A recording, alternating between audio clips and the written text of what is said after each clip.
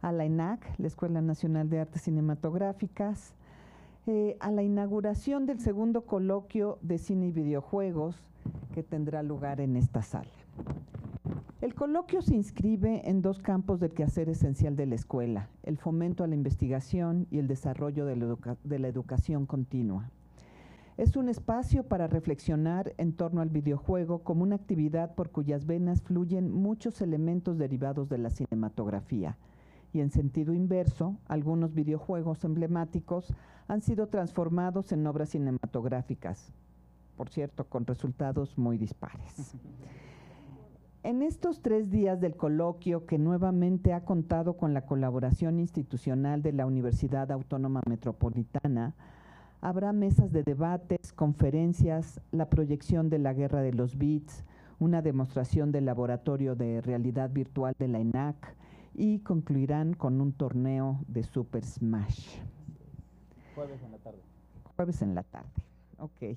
Agradezco la coordinación de Sebastián Rodríguez y el trabajo del equipo integrado por Benjamín Romero, Aurora Ojeda, Gabriel Pérez, Alejandro Gobea y Susana Bernal. Y a todos los participantes les deseo unas jornadas muy productivas y que lo disfruten mucho. Muchas gracias por estar aquí. Gracias. Ángeles. Gracias a ti. Muchas gracias, Ángeles. Y bueno, pues les extiendo la invitación. A continuación vamos a tener la primera mesa de debate, de ponencias. Vamos a tener actividades los siguientes 2 días, además de hoy. Vamos a tener, como mencionó la maestra Ángeles, mesas, proyecciones, demostraciones y un torneo de juegos. Entonces, pues les invitamos a asistir, corran la palabra, por favor. Y pues, por favor, nuestros ponentes pasen para ir iniciando. Y si se lo pueden acercar a la hora de hablar, por favor, porque es cuando estamos registrando. Correcto. Gracias.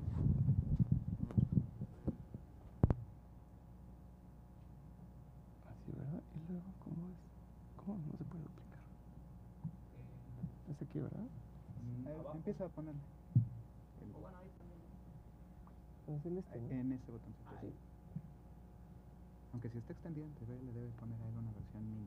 Ahí está, en la pantalla. Sí. Buenas tardes. Mi nombre es Carlos Sánchez Perales, soy licenciado y maestro en Ciencias de la Computación. Estudié aquí en la UNAM, en la licenciatura en la Facultad de Ciencias y la maestría en el IMAS. Vi por un contacto ahí de mis compañeros este coloquio, el primero, vi las ponencias y me hicieron muy interesantes, pero de repente vi que de alguna manera, que no es lo principal, pero sí dije, bueno, me gustaría tocar un poco pues parte de lo que da esta interacción, ¿no? Que es la computación precisamente, que creo que es parte esencial de lo que tendremos que ver. Yo pienso que por lo general pensamos en la interacción entre el cine y el videojuego, precisamente lo que nos comentaba en la introducción, ¿verdad? Las películas que hacen videojuegos y los videojuegos que hacen películas, ¿no? Pero abajo de eso hay cosas muy interesantes. Hemos visto que esta intersección es un fenómeno que ha estado constantemente evolucionando, pero más allá de las narrativas y del arte involucrado, es importante ver también la tecnología, ¿no? Las cosas que están involucradas. Vemos que los cineastas han estado empezando a ocupar herramientas, técnicas, software, ¿no? Que era antes exclusivo para los videojuegos, y quizás en menor medida porque yo considero que los videojuegos siempre han tenido esta parte del cine, ¿no? O sea, realmente la parte importante de un videojuego es la temática, ¿no? Lo que estás viviendo. Y bueno, también me gustaría decir que esta interacción es gracias a la democratización de algunas de estas herramientas, que se ven, hay herramientas muy caras y muy buenas, pero muy caras. También hay herramientas que son pues fácil de acceder a ellas. Entonces,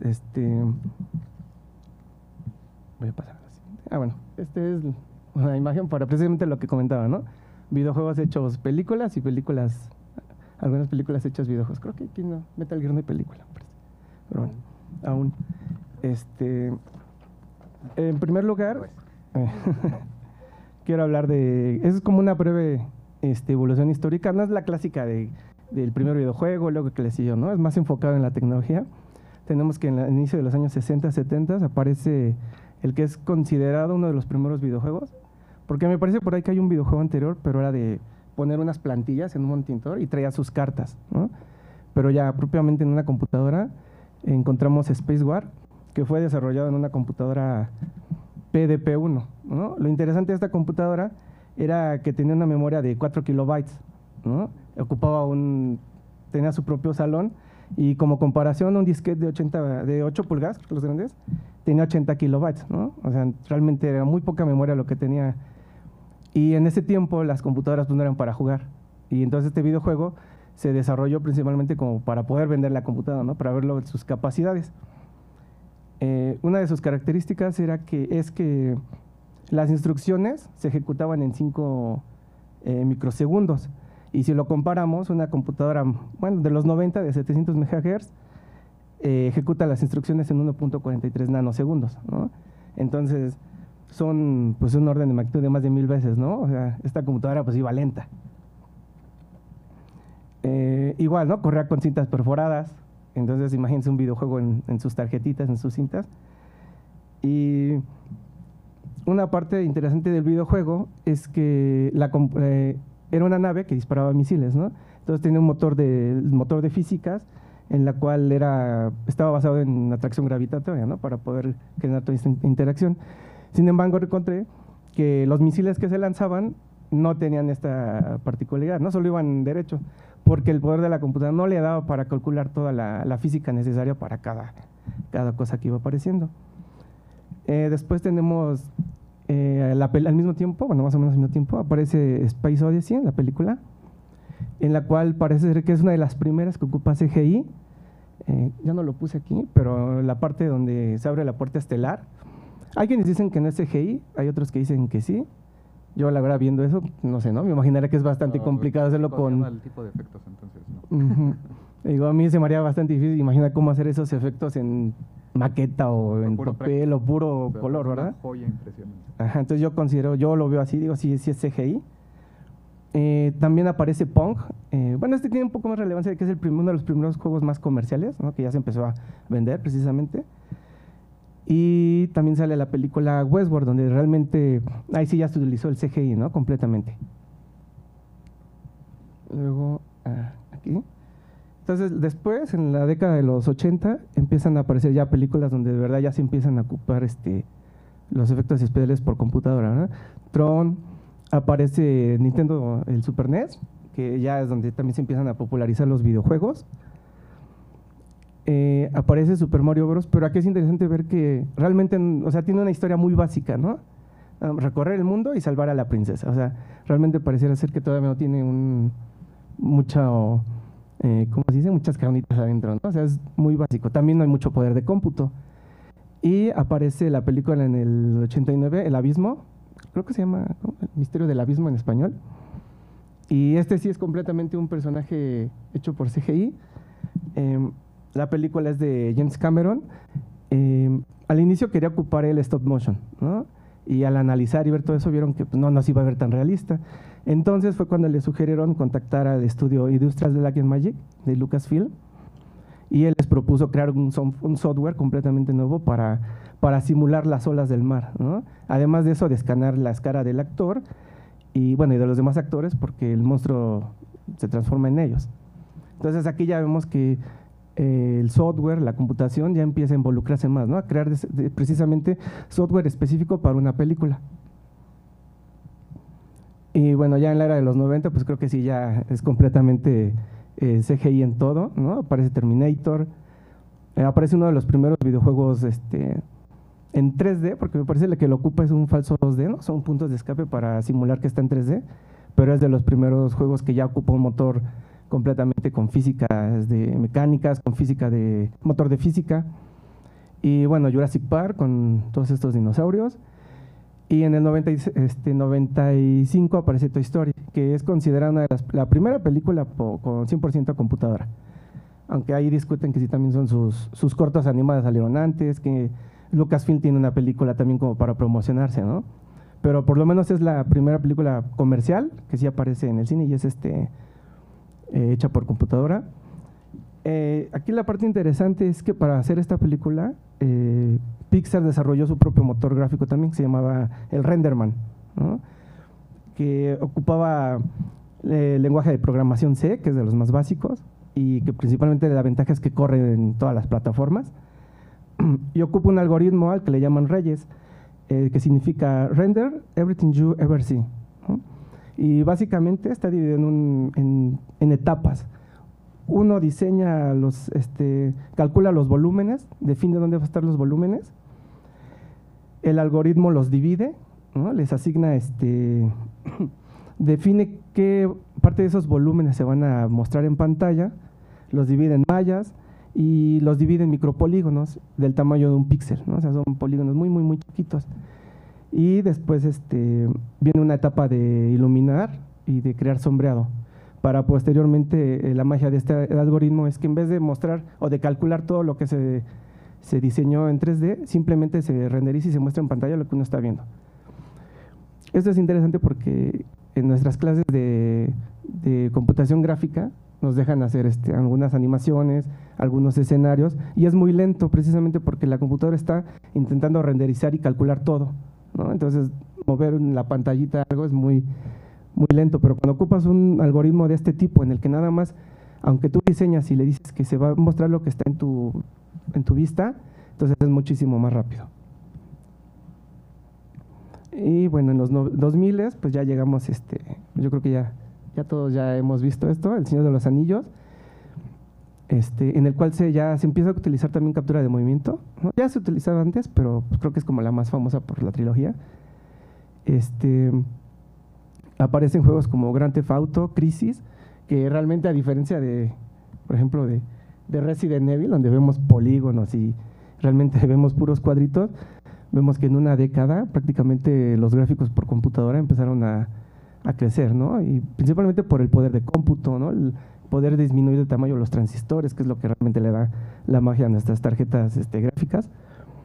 Y aparece Avatar, ¿no? Que también, además de ser CGI, de ser realidad aumentada, ¿no? Bueno, captura de movimiento principalmente, empiezan a aparecer estas películas donde incluso ya les ponen sensores a las personas, ¿no? Como la del Hobbit, ¿no? Uno pensaría, ¿para qué quiero tener la cara del actor en un dragón? Pero le capturaron todas las expresiones precisamente para poderle darle más realismo, ¿no?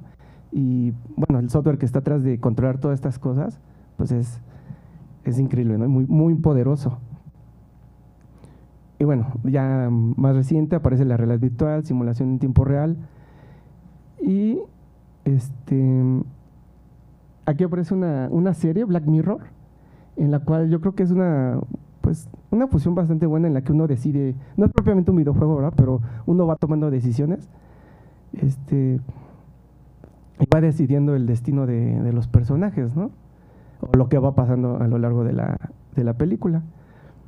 Vemos la vida de Pi, que pues sí, el tigre de verdad, yo cuando la vi sí se ve bastante realista, y vemos que es tan avanzada ya el CGI, ¿no? Las imágenes creadas por computadora, que debe de tener músculos y huesos, o sea, realmente debe de imitar bien lo que es la mecánica de un cuerpo biológico para poder ser realista, ¿no? Y decir, ay, sí se mueve como un tigre de verdad. Vemos que aparece Pokémon Go. Principalmente esto es por que empieza a utilizar la realidad aumentada, ¿no? O sea, no creo que tenga mucho más cosas más asombrosas que eso. Y tenemos que ahora está el uso de la inteligencia artificial, ¿no? Que ese es un tema aparte, debatir qué tan buena es o cómo hay que usarla, pero vemos que ya hay inteligencias artificiales para generar textos, guiones, imágenes, videos, ¿no?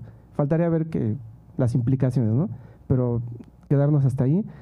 Y el uso, ¿no? De que también la inteligencia artificial nos permite generar NPCs, ¿no? Personajes que son controlados por la misma computadora.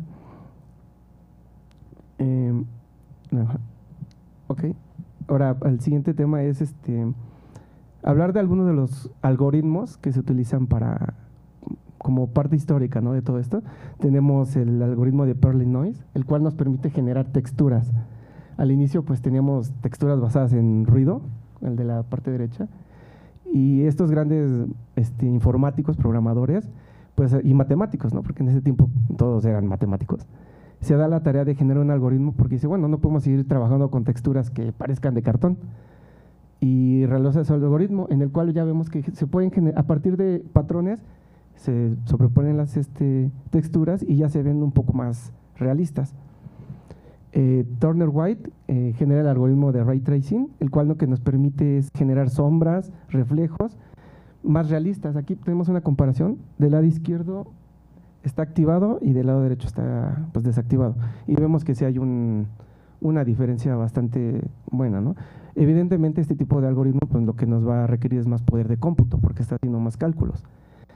Aquí la magia es en lugar de solamente tomar los materiales como que les está rebotando la luz, es pensar que cada uno de ellos es un punto un foco, ¿no? Que genera una luz con una dirección, una intensidad, y ver a qué otros puntos va a impactar y ir sumando también ese tipo de cálculos para determinar qué otra intensidad tiene que mostrar. Bressenham desarrolla el algoritmo de rasterización, que aunque uno pensaría que solo son líneas, depende mucho, ¿no? ¿Por qué píxeles va a pasar una línea para determinar qué tan bien o mal se va a ver, ¿no?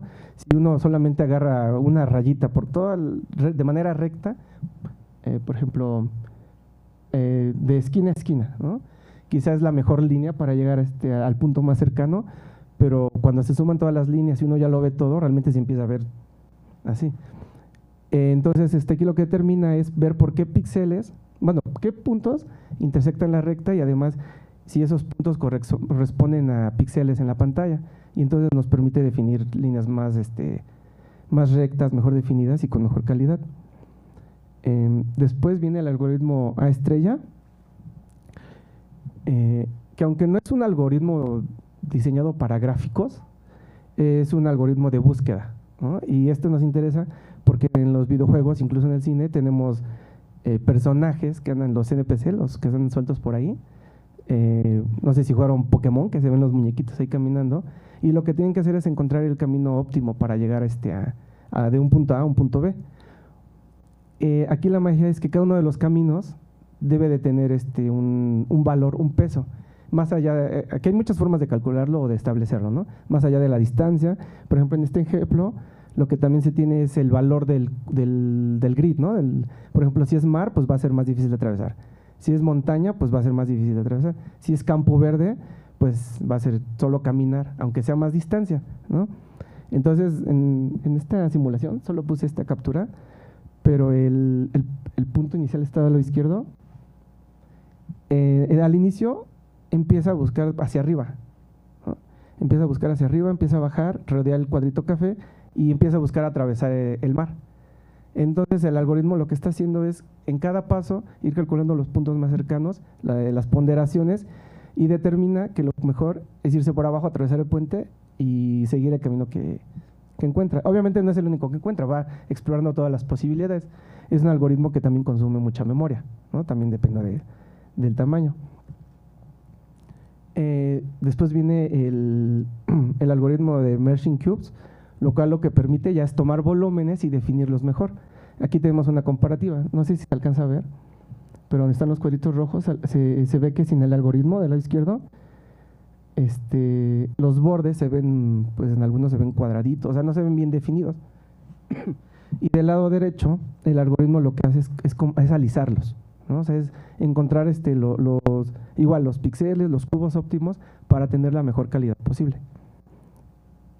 Wei-Tung Fong desarrolló el algoritmo Font Shading, lo cual nos permite es generar volúmenes más realistas, ¿no? Y esto impacta en la iluminación, ¿no? que la calidad visual que sea más realista, porque no es lo mismo ver una esfera de golf, ¿no? Con sus caritas, que ya ver una esfera realmente lisa.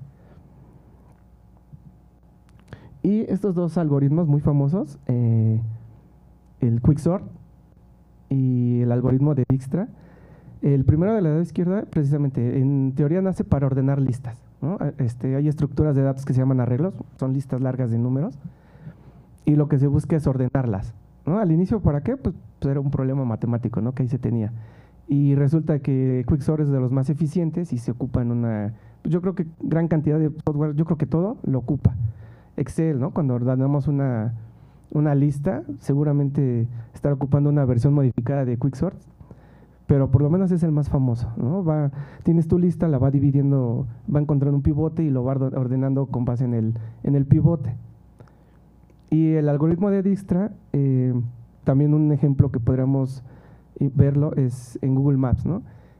Aquí el problema es, el más famoso es el del agente viajero. Está en un pueblo, cada punto es una ruta, un lugar al que tiene que llegar, y cada vértice tiene un peso, ¿no? Y el algoritmo tiene que encontrar el punto más cercano. Uno pensaría que es sencillo, aquí simplemente tenemos 7 nodos, ¿no? Pero cuando esto sube, ¿no? Cuando cada intersección del mapa o de la ciudad, cada calle es un nodo, que además tiene una distancia, tiene una cantidad de tráfico, ¿no? Entonces el algoritmo tiene que encontrar la ruta más cercana. Y esto se empieza a convertir con el tiempo en un problema NP completo, ¿no? Es un problema que te va a tardar muchísimo, si no es que miles de años en resolverse.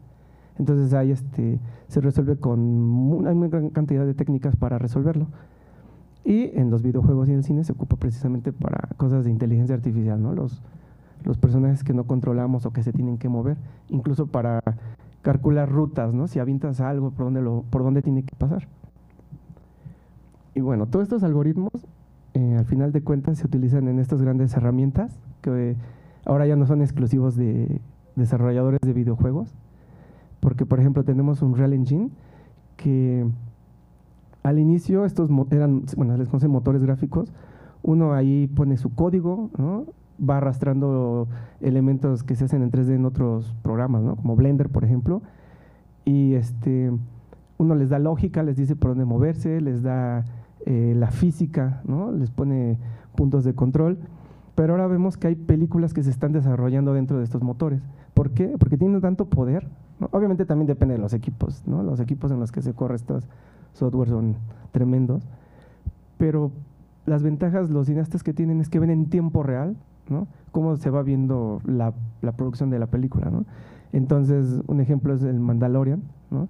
Donde tienen su escenario en verde, van actuando los actores y lo van viendo en la pantalla de un real cómo se ve. Y el director pues ya puede tomar, no se tiene que esperar semanas, ¿no? Como antes, o meses, en lo que el render está listo, o un pre-render, y para decir, no, aquí no se ve bien esto, ¿no? Y lo tienen que volver a hacer. Ahora corre en tiempo real, ¿no? Evidentemente después al final pues, se tiene que hacer todo un renderizado completamente para añadirle la calidad. Otro motor muy interesante es Unity, que igual ya es, pues yo no diría que es más ligero que Unreal, quizás es más nuevo, eso sí, pero pues también tiene muchas ventajas, ¿no? También permite hacer todo esto en tiempo real.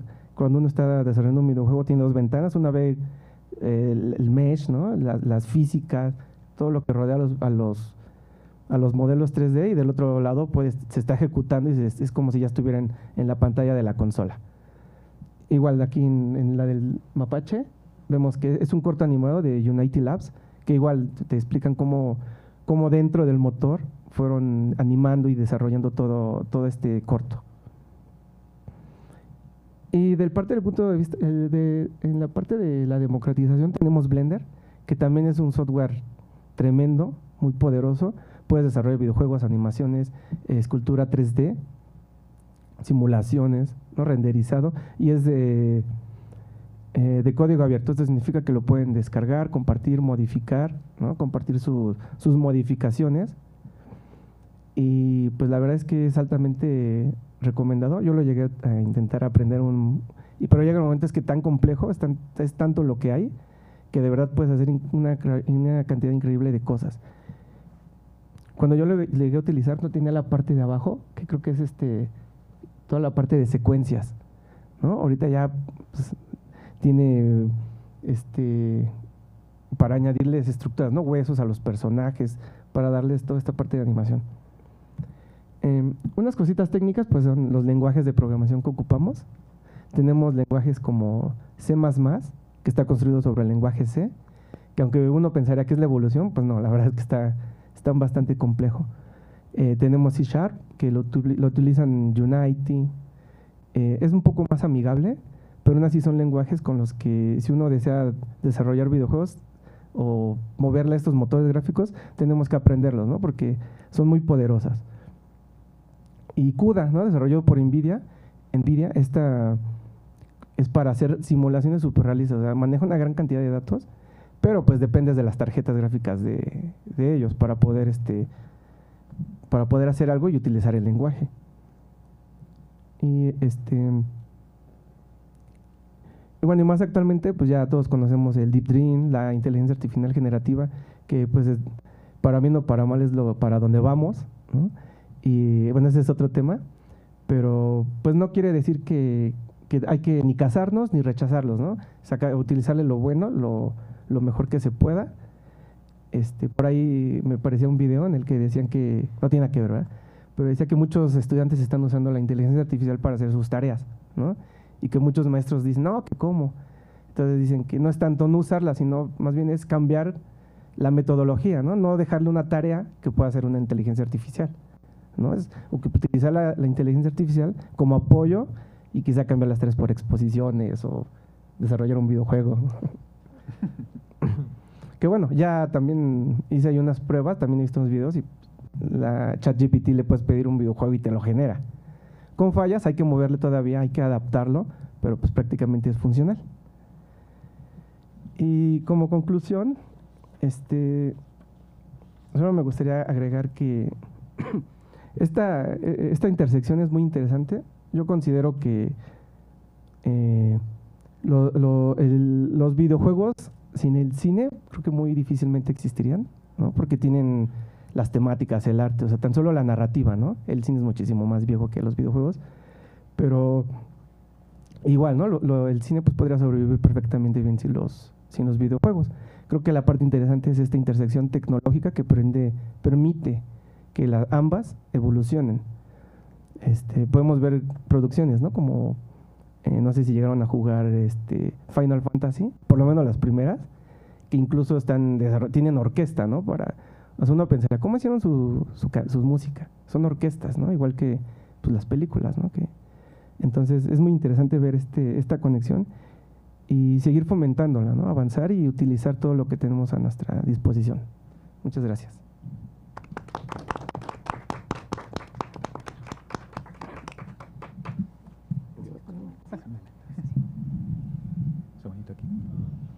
Muchas gracias, Carlos. La siguiente ponencia sería Kojima meets Tarkovsky, tiempo e involucramiento construidos en cine y videojuegos, por Rubén Hernández. Entonces, adelante, Rubén. Sí, nada más tengo una Sí. técnica. Claro. No me quiere aquí el pad. Ya abrió. Ahí está. Perfecto, bien. Déjenme, pongo aquí también mi acordeón, que sí me va a estar. Es la misma presentación, nada más que colocada acá, correcto. Y me pasó en un evento reciente que no estaba sincronizado y yo me aventé todo con la portada nada más. Pero él tenía acá mi acordeón, por eso lo decía, ¿no? Sí, proyectarla. Ábrelos tú. Apóyame ahí, por favor. También en lo que resolvemos esto, comentar una cosa. Yo me siento ahorita tremendamente orgulloso porque pues estoy compartiendo mesa con uno de mis antiguos estudiantes, Luis León. Entonces, pues como le llegó a decir Darth Vader a Anakin, ¿no? El ciclo se ha completado. Entonces, mucho orgullo para mí compartir esto con un estudiante y verlo ir destacándose cada vez más, ¿sale? Entonces, para mí, ya. Muchas gracias. Si esto es concurso, ya tengo un ganador, ¿sale? Bien, entonces vamos a entrar ya en materia. Entonces, mi tema es Kojima meets Tarkovsky. Oye, resulta que se me fue ahí la escritura. Tiempo, espacio e involucramiento construidos en cine y videojuegos. También ahí tengo una confesión que hacer. Este texto, en cierto modo, ya existe. ¿Por qué? Porque es parte de un proyecto coordinado por la doctora Blanca López, que la verán el día de mañana, que estamos precisamente trabajando un texto sobre cine y videojuegos. Perdón, al revés, videojuegos y cinematografía, es el nombre. Entonces, yo coopero con uno de estos capítulos que básicamente tiene el mismo nombre, solo que le falta la palabra espacio. Entonces, para este evento, mandé ese texto, pero después dije, ok, puedo ampliarlo, porque siempre sentí que había un tercer componente, porque el concepto original era simplemente tiempo e involucramiento, ¿sí? Entonces, agrego la idea de espacio para poder abordar más ideas. Entonces, las preguntas originales pues tenían que ver con lo siguiente. ¿Cómo se caracteriza el cine en términos de una forma basada en el tiempo? Ya sabemos que Tarkovsky planteaba esto, ¿no? Que el cine es básicamente un registro del tiempo, una captura del tiempo. Y en este sentido, pues la pregunta similar es ¿cómo se caracteriza el videojuego? También en términos de una forma basada en tiempo. Por otro lado, ¿cómo es que cada medio propicia procesos de involucramiento con sus consumidores o sus jugadores o visores de una película, ¿no? Son medios en los que sí hay ciertas formas. En los videojuegos son más evidentes las interacciones, pero en el cine también existen, ¿sí? ¿Y cuáles son las diferencias entre el cine y los videojuegos desde esas perspectivas de manejo de tiempo y espacio e involucramiento? Entonces, para complementar el trabajo, pues dije un par de preguntas adicionales y es la misma idea. ¿Cómo se relaciona el espacio en la creación de la obra cinematográfica? Y básicamente lo mismo en la obra videolúdica. ¿Vale? Esos son los planteamientos principales. Me regresé, perdón. Entonces, ¿qué tenemos a continuación? Bueno, pues primera parte. Hay que reconocer que ambos medios son procesos físicos. En unos estamos hablando, en términos de Tarkovsky, la captura del tiempo, pero a través del registro de la luz, el poder estar capturando luz, ¿no? Por ahí hay discusiones sobre que si es registrada, que si es capturada, que si es evidenciada, pero al final estamos trabajando con la luz, pero también, como lo señaló Tarkovsky, en términos de también capturar tiempo. Y en el caso de los videojuegos, pues vamos a ir viendo, ¿no? Pero resulta que ambos surgen con materiales relativamente diferenciados. El cine, de alguna manera, pues se trata de la cinta, la película, y vamos pasando hacia los medios digitales, pero los videojuegos no son tan diferentes. Utilizábamos piedras, tableros, maderas, cuentas de cristal, de vidrio, ¿sí me explico? Tenemos materiales físicos, pero que también gradualmente nos fueron llevando a medios de representación y de almacenamiento digital. Son muy abstractos, pero se siguen basando en campos de energía. O sea, los bits al final son o presencia, ausencia de un campo magnético, una quemadura sobre una superficie, o pueden ser la presencia o ausencia de un voltaje en un circuito.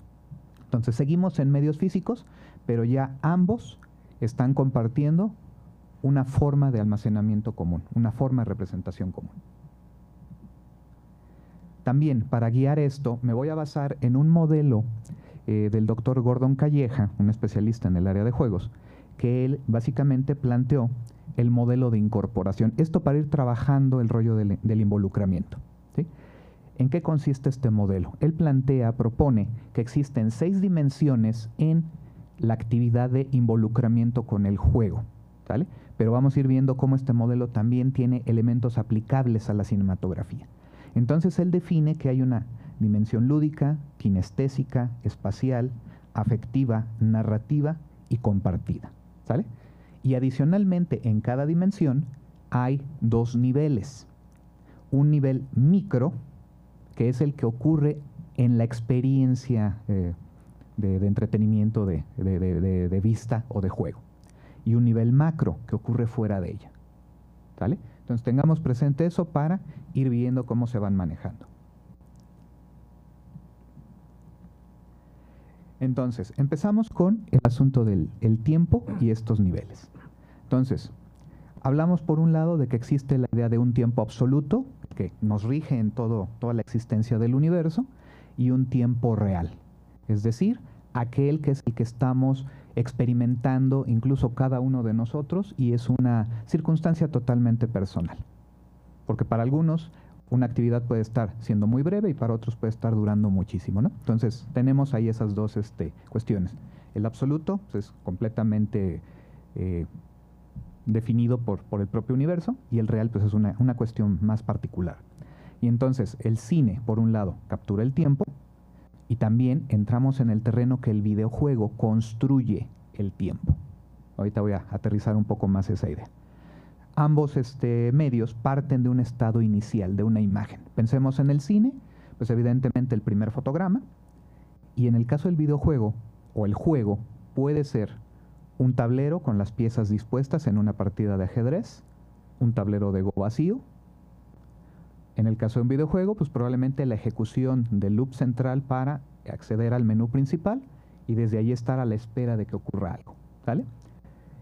Y entonces ambos medios nos van a permitir el manejo de diferentes temporalidades. Vamos a ver, confío en que se vean las animaciones. Ah, no, es en la que sigue, me parece.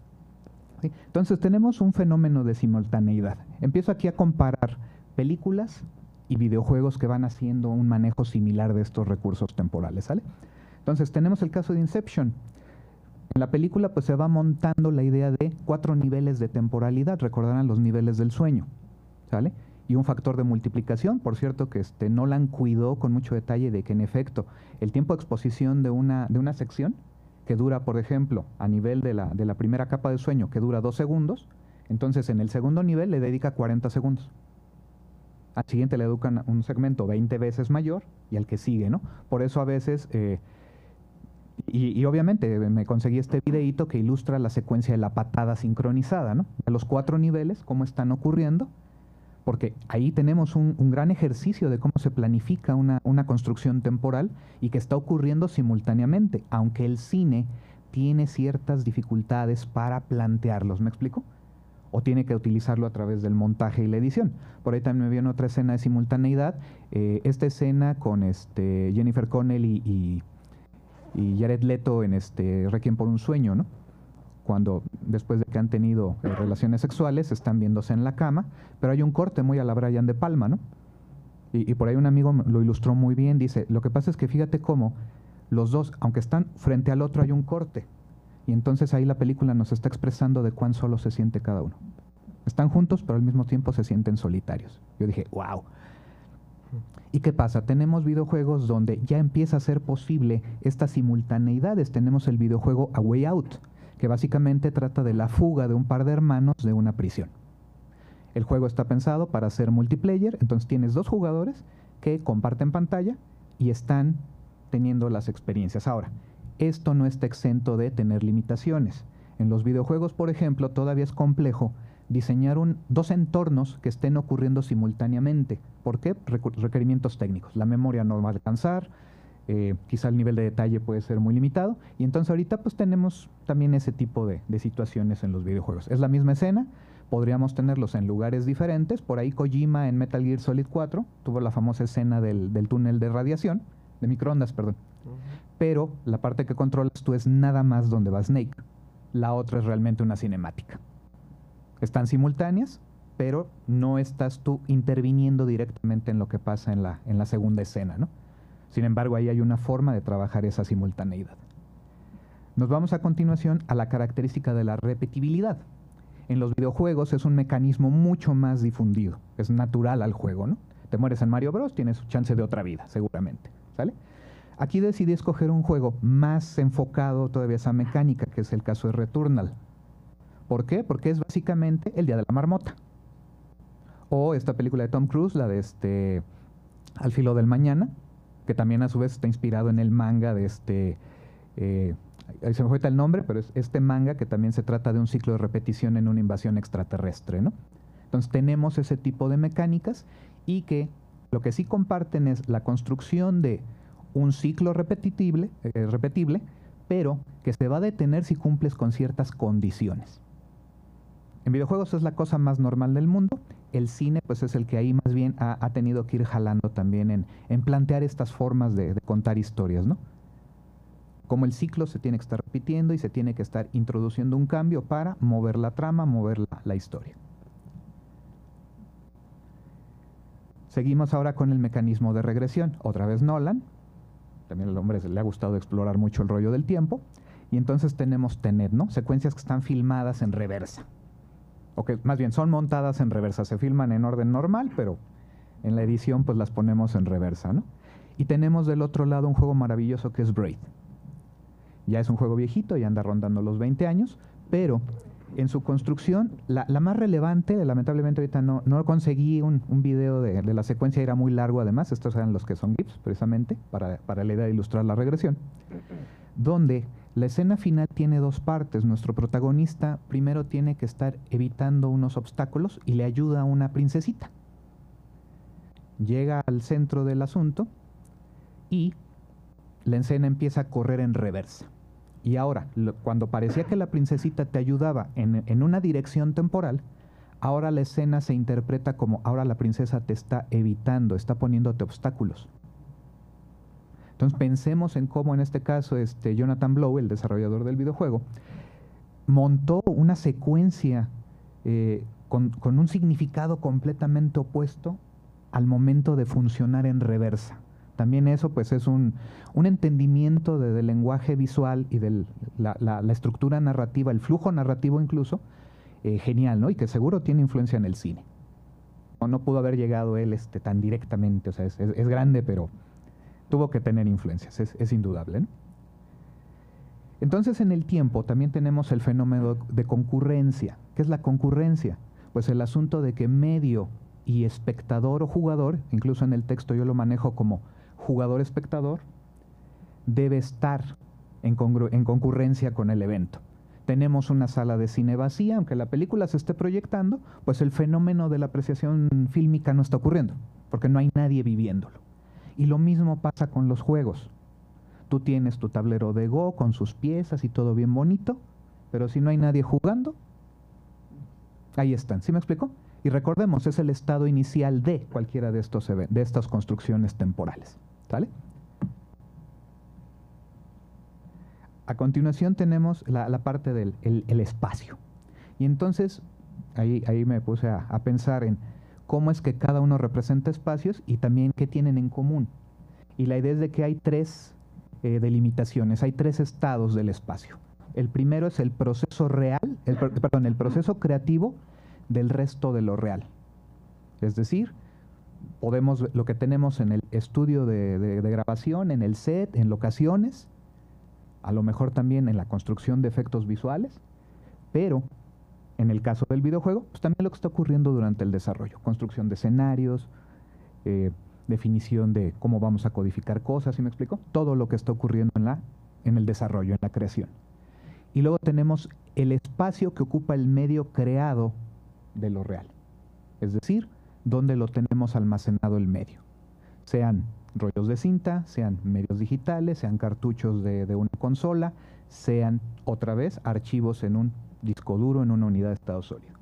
Y hay un tercer estado en esta delimitación espacial, que es el medio siendo reproducido. Ahorita pensemos que lo que se está proyectando también podríamos decir que es una película, para esta analogía, ¿no?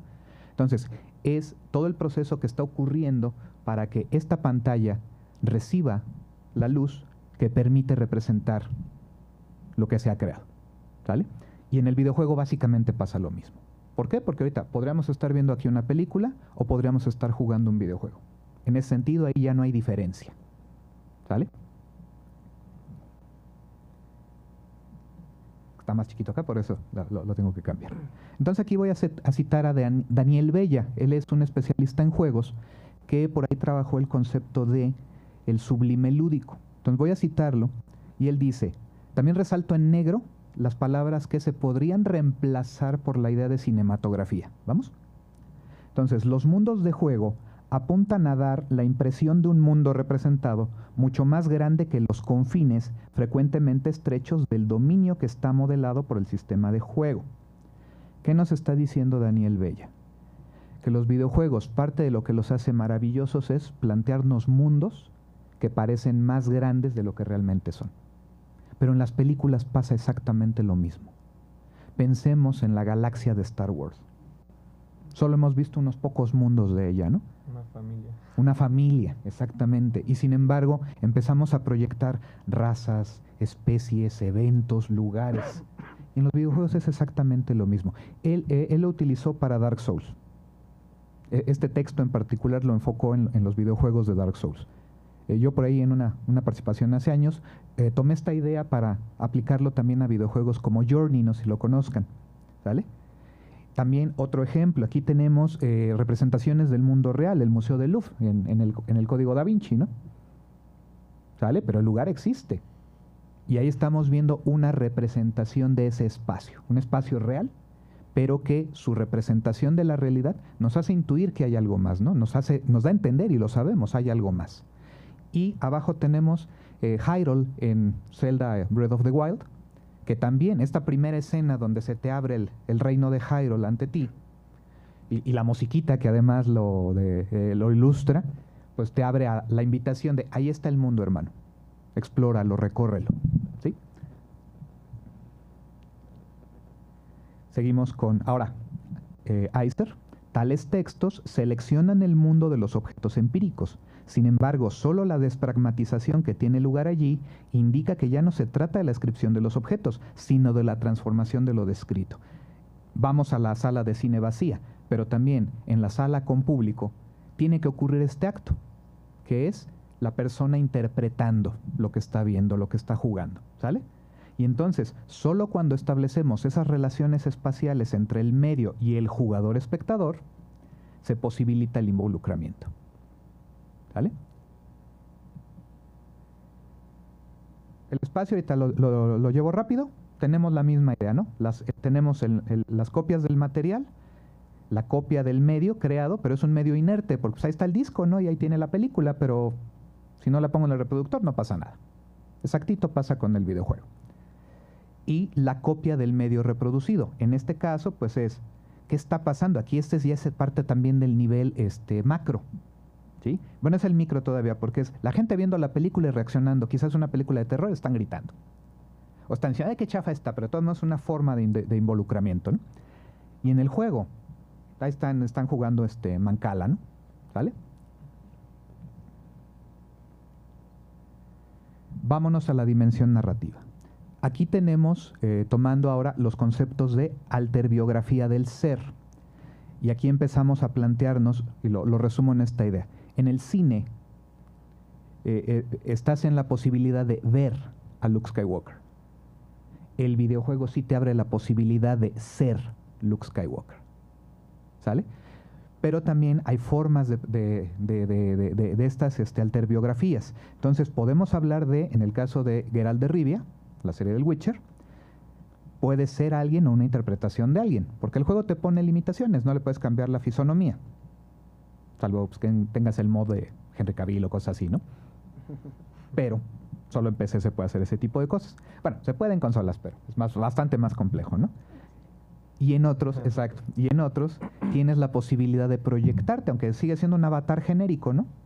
Pero, por ejemplo, en Flight Simulator, al final el piloto eres tú. No importa qué apariencia tengas en el juego, eres tú. Tú decides qué haces, cómo vuelas el avión, ¿no? Vámonos a las dimensiones afectiva y compartida.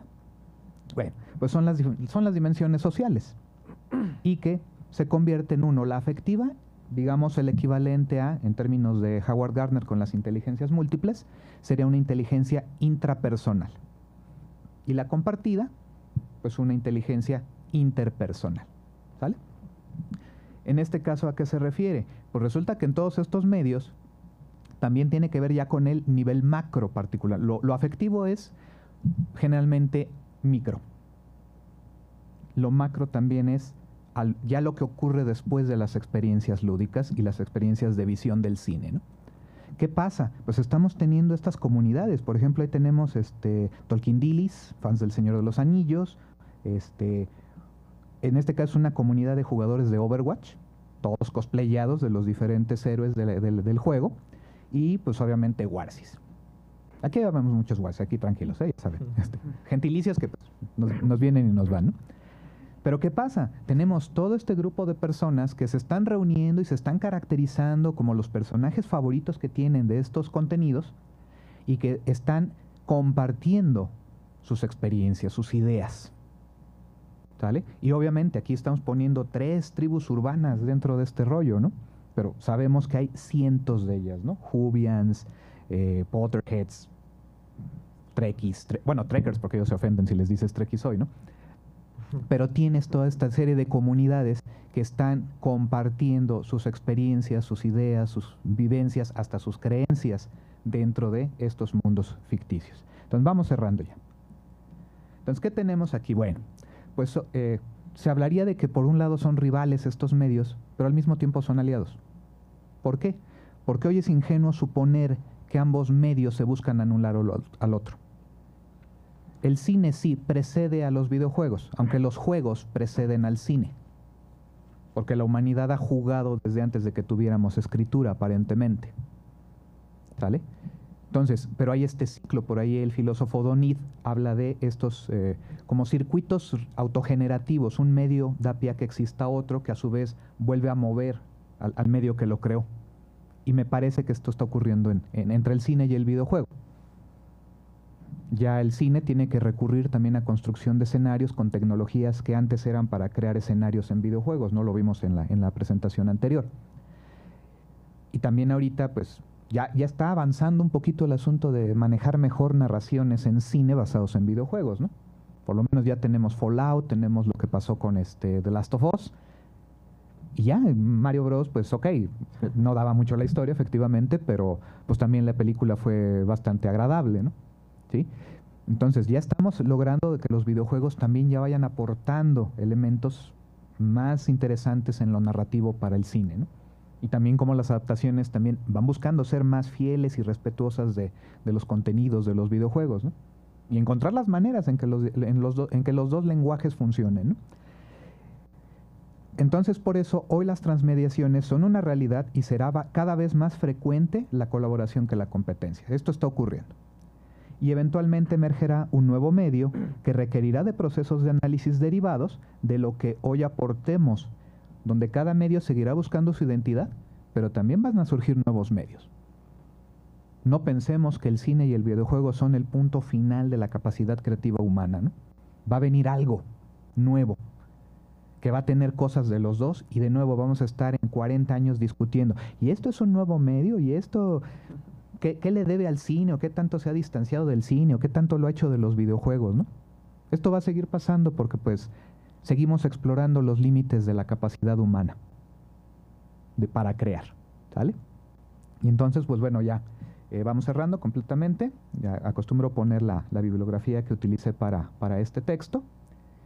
También las películas y videojuegos a los que hice referencia en el texto principalmente. Aquí no alcancé a mencionarlos todos.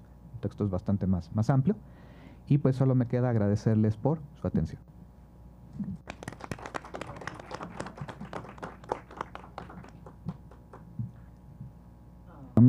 Muchas gracias. Sí, cómo no. Sí, con todo gusto. Claro. Ok, pues muchas gracias, Rubén, muy interesante. Seguiríamos con El colorido mundo en gris de Alex Cebada, nuestra tercera ponencia de esta mesa, son 4, y luego abrimos el conversatorio.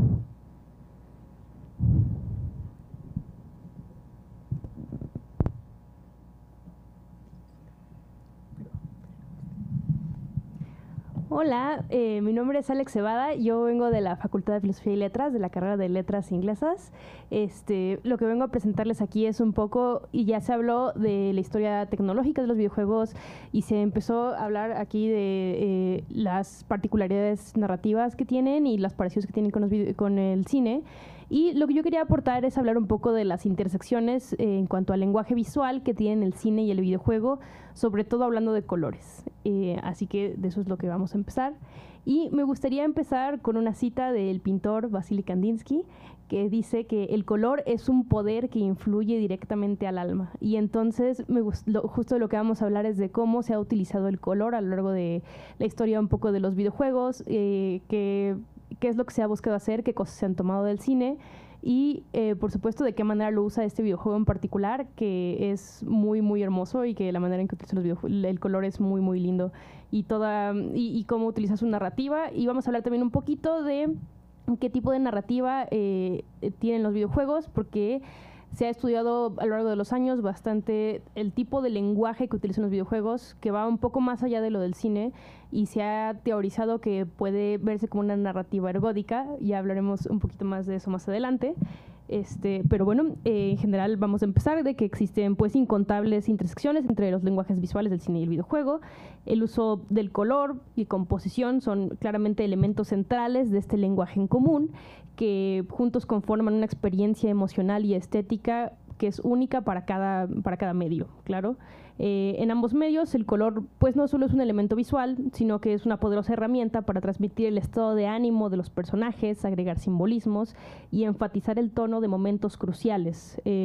Esto lleva pasando toda la vida, se ilustró desde el inicio del Technicolor en 1935, donde Abrosita, Natalie Calmus dice que han descubierto que mediante el uso comprensivo del color pueden transmitir sutilmente estados de ánimo e impresiones dramáticas al público, haciéndolos más receptivos a cualquier efecto emocional que puedan transmitir las escenas, la acción y los diálogos. Estos efectos intensificados por el color han sido desarrollados a lo largo de la historia del cine y de los videojuegos, desde los mundos vibrantes y saturados de las películas de animación hasta los tonos meticulosamente arenosos de los juegos posapocalípticos que creo que todos hemos visto alguna vez, ¿no? Entonces, me gustaría explorar como todas esas intersecciones y voy a comenzar con un elemento que que los videojuegos siempre han tomado del cine, algo que todos definitivamente podemos ver como un elemento que claramente tomaron prestado de ahí, que son las cinemáticas. Entonces vamos a hablar un poquito de cómo funcionaron las cinemáticas, cómo se desarrollaron, cómo se han usado y cómo pasamos de tener cinemáticas en los videojuegos a incorporar estos elementos directamente en el uso narrativo de los videojuegos. Gracias. Muchas gracias. Bueno, entonces vamos a empezar por la primera cinemática en un videojuego. Desde su nacimiento ya cuentan con este aspecto tan importante y vamos a definir primero qué es una cinemática. Lo define Domch como, Abrosita, una secuencia cinematográfica de un videojuego que se desarrolla sin la interacción del jugador. Esto es importante porque tú como jugador nada más pues te sientas y lo ves. Si eres muy desesperado como alguno de nosotros, pues ahí le estás picando para que se salte la cinemática, ¿no? Entonces, pues bueno, antes la primera que existe, o al menos es lo que se piensa, fue creado en 1964 por la doctora Mabel Addis en el videojuego The Sumerian Game. Es lo que pueden ver aquí. Sí, ese texto de ahí era el juego. Sí, así eran los juegos viejitos. La cinemática es que se hacía una presentación como esta, donde pasaban imágenes que adentraban al jugador como en el universo para poder entender la civilización sumeria y enseñar a los estudiantes estas cosas. Entonces siempre ha tenido esta cosa didáctica y esa es como la primera cinemática porque se tocaba un cassette con un audio pregrabado y se ponía así una presentación para que los estudiantes o los espectadores pudieran entender un poco del mundo de este juego. Entonces esa es como tal la que conocemos como la primera cinemática, aunque evidentemente después se expandirían un poquito más en cosas un poco más complicadas.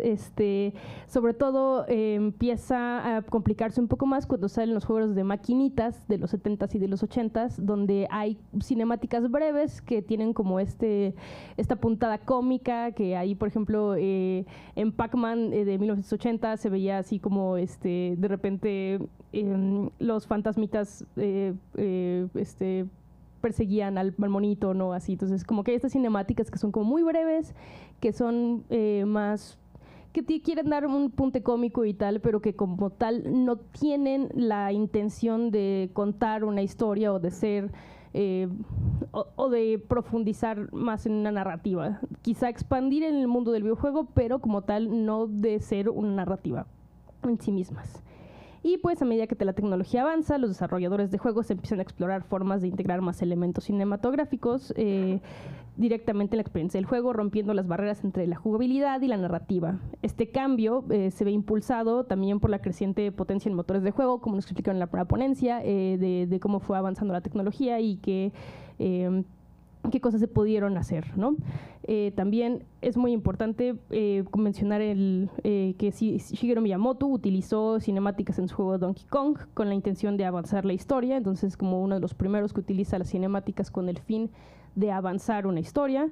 Y también tenemos Vegas Battle en 1983, que ya implementa video de movimiento en todas sus escenas para intentar como mezclar el video con la experiencia de juego. No se ve como increíble, pero pues ahí está. No era hermoso, pero pues ya era como un avance bastante grande. Y más tarde, pues llegarían los 80, se pueden hacer muchas más cosas. Existen consolas como el SNES y donde ya se pueden alterar los motores y donde pueden hacer cosas sin interrumpir el flujo natural del juego. Y existen juegos como Half-Life, que ya fueron pioneros, que utilizan acontecimientos del juego y una perspectiva en primera persona para sumergir al jugador en la historia sin quitarle nunca la experiencia de estar jugando. También el uso de narración ambiental se vuelve cada vez más importante, en la que el propio mundo del juego comunica ciertos aspectos de la trama. Esto se convirtió en una técnica muy importante y más tarde se incorporan técnicas cinematográficas al lenguaje visual de los videojuegos completamente. Juegos como The Last of Us, que lo conocemos todos casi como una película jugable, es uno de los juegos que es como cinemáticamente muy bellos y muy importantes. Y también God of War de 2018 es conocido por ser casi como una película, se le compara con una película de una sola toma, porque siempre lo que vemos es estas tomas de cámara desde donde está Kratos, y eso es lo que podemos experimentar, y eso hace que experimentemos el juego de una manera muy diferente. También tenemos que ver que es este fenómeno es ergódico, de que tenemos no solo los movimientos de cámara, no solo los movimientos visuales de lo que se nos está mostrando, no solo los movimientos audiovisuales, todo eso, sino que también tenemos en nuestras manos físicamente el control de la historia. El texto, tal como se había dicho en la ponencia anterior, no puede ocurrir la historia si nada más está ahí estáticamente. El espectador, el jugador, tiene que participar activamente en avanzar la historia. Una historia en el videojuego no existe si no hay un jugador. Esto se le conoce como un texto ergódico, o se ha estudiado como un texto ergódico, que fue ya definido desde los 80s y fue más estudiado en los 90s, de cómo funciona con el videojuego. Uno de los investigadores más importantes de esto es Sven Arsted, que dice que a este fenómeno denominado ergódico, utilizando un término apropiado de la física que deriva las palabras griegas ergon y odos, que significa trabajo y camino, en la literatura ergódica se requiere un esfuerzo no trivial para que el lector pueda recorrer el texto. Entonces, justo es este tipo de narrativa que requiere esta participación activa de la persona que lo está experimentando, claro. Y hablando de esas experiencias, vamos a adentrar un poco más en lo que es el color directamente en el videojuego. El color siempre ha sido muy importante para esto. Igual es toda una evolución. En los primeros juegos no se puede hacer paletas de colores muy complicadas por las limitaciones tecnológicas que existen, así que hay como que paletas monocromáticas. Está como Pong, que ya lo habían mostrado aquí un poquito, y es hasta 1975 que el color llegaría a los videojuegos como Indy 800 y no sería empleado con un propósito claro, sino hasta Pac-Man, donde deciden utilizar como colores muy brillantes con la intención de atraer más jugadores a estas maquinitas, ¿no? Entonces, justo son como colores súper brillantes en los fantasmas, desde el título del juego, y justo es ahí que se empieza ya a usar el color como con una intención distinta. Y a medida que avanza la tecnología, pues existe el NES, que ya puede leer hasta 56 colores de una paleta 256, que ya permite como el uso de color de una manera un poco más compleja. Y también existe el SNES después, que ya puede permitir una paleta de 32.768 colores. Ya es mucho más complejo y mucho más interesante lo que se puede llegar a hacer con el color. Hay muchos ejemplos muy interesantes de esto. Porfa, la que sigue. Creo que todos recordamos habernos traumado con esta escena. Este avance de la tecnología obviamente permite que existan cosas como Majora's Mask en los 2000, sale en el 2000, que tienen varias cualidades que son importantes, ¿no? Porque tiene aparte de tonalidad, luminosidad y saturación, que son pues básicos para los colores, también tienen cualidades como el brillo de la superficie, translucidez, reflejos de un tono sobre otros tipos de mezclas y otras cosas que son importantes para los colores. Y pues aquí en Majora's Mask justo el punto de todo es usar tonos apagados y desaturados que crean esta atmósfera como de incertidumbre, de decadencia. Podemos ver que hay tonos apagados para dar esta atmósfera como escalofriante. Tenemos como esta imagen que tengo aquí atrás mío de la luna. y que estos contrastes crean este efecto de incertidumbre, y entonces se utilizan todas estas cualidades que tiene el color para poder dar estos efectos, ¿no? Que a todos nos dejaron traumados cuando estábamos chiquitos. Y otro juego que es muy lindo, que es Sea of Stars, de apenas de 2023, por ejemplo, utiliza un color para dar diferentes connotaciones. En este caso utiliza el morado al principio más o menos del juego, como para adentrarnos a este mundo de fantasía que es de magia. Como el color morado sabemos que es uno de esos colores que no existe demasiado en la naturaleza, o que al menos es muy raro encontrar en la naturaleza, da todas estas condiciones de magia, de aventura, de estas cosas que son llamativas. Y también hacia el final del juego lo utiliza como para la magia de los malos, ¿no? de los villanos. Entonces lo hace con un poco más de saturación. Aquí lo que podemos ver es como esta atmósfera muy mágica, que se supone que pues en el mundo ficticio ahí es donde nacen estos personajes fantásticos. Entonces claro, está este morado muy, muy lindo, muy fantástico. Y lo interesante es ver cómo la utilización del mismo color a diferentes saturaciones logra distintos efectos. Bueno, ahora vamos a entrar al videojuego que nos toca el día de hoy, que es Gris. No sé si alguien ya lo conozca, Gris de Nómada Studios. Es un juego que salió en 2018 para consolas como PlayStation 4, Xbox y para PC. Switch, creo también. Creo que también está para Switch, sí. Es un juego muy lindo que explora el duelo a través del color. El juego como tal comienza con el personaje principal en un brillante mundo de colores, que es muy parecido a lo que vemos aquí. El personaje principal aquí está cantando y su voz suena en este mundo de acuarela que es muy, muy, muy hermoso. Ya está sostenida por una mano gigante, y de pronto la mano en la que está se desmorona y ya cae en este mundo que está completamente incoloro.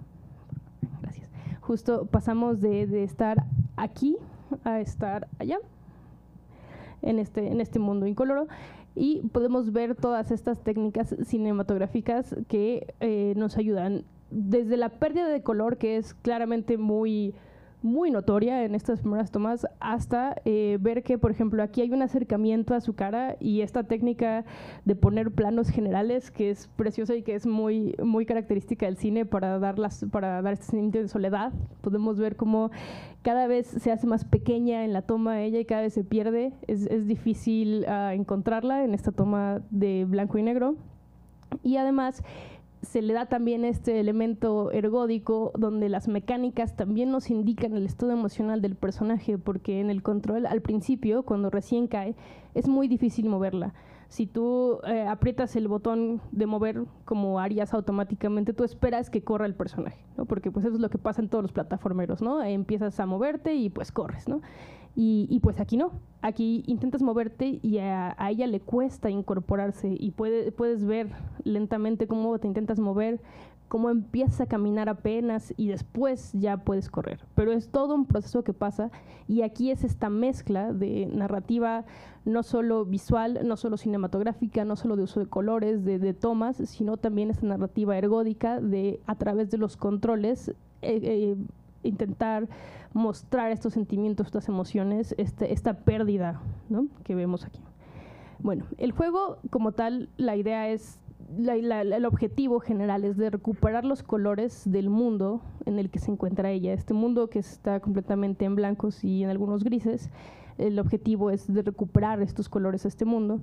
Y se ha dicho que cada color que se recupera está ligado a una de las emociones o uno de los estados del modelo de Kübler-Ross de cómo lidiar con una pérdida, pero yo creo que es un poquito más complejo que eso, pero ya ustedes me dirán qué opinan de esto. El primer color que recuperamos es el rojo. El rojo es justo este sentimiento golpeador y es muy fuerte, y lo podemos ver en que la saturación del rojo en las primeras tomas es bastante grande. Estamos en este desierto y la mecánica también nos indica algo de la historia, ya que está un desierto que como como una tormenta que la golpea y que la mueve, y ya tiene que tomar refugio en estas como edificaciones rojas completamente, y podemos conseguir la mecánica de hacernos como un bloquecito y aguantar la tormenta. Y justo esto es muy indicativo de cómo comienza el dolor, o cómo comienza un proceso de duelo, estas emociones tan fuertes que siente como si una tormenta de arena gigantesca nos intentara abatir, y es ella que tiene que hacerse fuerte ella misma, de manera literal, haciéndose un cubo. Y también pues podemos ver este diálogo entre el lenguaje visual, entre los colores y entre los controles y las mecánicas del juego. Gracias. Después el siguiente color que encontramos es el verde. Sí, está este lindo bonito que por fin nos encontramos. Y es muy bonito porque el verde pues es este color que se ha visto como la vida, como algo de esperanza, y es lindo que aquí es el primer otro ser que nos encontramos, con el que podemos conectar, que es indicativo de la continuación de este duelo, de poder compartirlo con alguien, de poder estar acompañados, digamos, en este duelo. Y lo importante y lo que me gusta también de este nivel es que a pesar de que tenemos el verde, de que el verde ya nos da este cierto tipo de luz o de esperanza, o que es digamos, diferente a lo que hemos visto en el largo de todo el juego, sigue estando el rojo. Como tal, no es como que pasemos a otra parte del duelo y ya se termina lo que había pasado antes y seguimos linealmente. No, realmente. El mismo lenguaje visual nos dice que las emociones fuertes que teníamos al principio ahí siguen, ¿no? Ahí sigue el rojo, quizá en una saturación menor y quizá un poco al fondo, pero no nos abandonan esas emociones fuertes que están ahí al principio. Después, Después seguimos con el azul, que es un color que ha sido estudiado en el cine increíblemente. Hay incluso un estudio que se hizo de el videojuego y de las emociones con los colores, donde algunos doctores de una universidad de Tilburg pusieron gente y las pusieron con jugar videojuegos que tenían como un color muy particular, y a ver qué emociones pues causaban ciertos colores. Y uno de las emociones que más, bueno, uno de los colores que más provocó como emociones fuertes fue el azul, porque era este azul que provocaba calma, que daba tranquilidad, y que también vemos como algo muy introspectivo.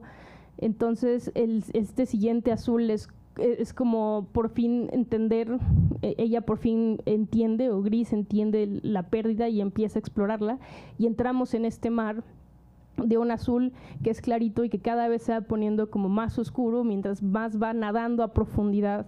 Las mecánicas igual nos ayudan a entender esto, ya que podemos nadar como muy rápido, nos movemos más rápido de lo que nos habíamos podido mover en todo el juego, y llegamos a profundidades abismales de este lugar, hasta que resurgimos encontrando el amarillo, y así en el fondo de ella misma, así literalmente donde toca fondo, es que ella encuentra la aceptación, o digamos el siguiente paso para poder pasar su pérdida, ya que al fondo del mar ella encuentra el amarillo, y este fondo oscuro se vuelve una luna, y es donde encuentra una representación de la persona que perdió, ¿no? Y el amarillo es este otro color que también en el estudio que les menciono, de que se hizo en 2010, fue muy importante, porque es ese otro color que tuvo respuestas muy fuertes de las personas estudiadas, ya que a todos les causaba esta emoción como de alegría o de esperanza. Entonces ella, a través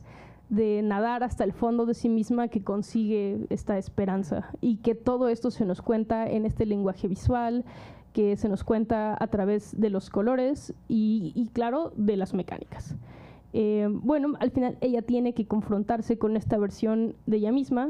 Está esta batalla que tiene, donde se confronta con ella misma, y es lo que tiene que hacer para al final recuperar su voz y recuperar todos los colores, que justo es aquí donde por fin se reconcilia con su pérdida y recupera como todos los colores de este universo que ya funcionan de manera conjunta, donde ya tenemos todas las mecánicas y podemos hacer todas estas cosas, ¿no? Entonces tenemos la luz, tenemos los colores, se desaturan un poco y regresamos un poco al principio, Y con todo esto, pues a lo que quería llegar justo es a cómo dialogan, cómo el videojuego ha tomado todas estas herramientas del cine, pero también ha desarrollado herramientas propias, que son este lenguaje ergódico, este lenguaje de utilizar sí bien los colores y las tomas y todo, pero también conjuntarlo con las mecánicas y con qué es lo que está haciendo el jugador para que sea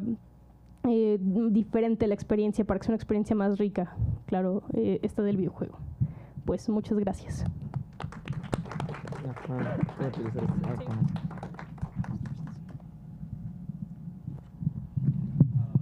Muchas gracias, Alex. Muy bonita ponencia, se ve increíble el juego.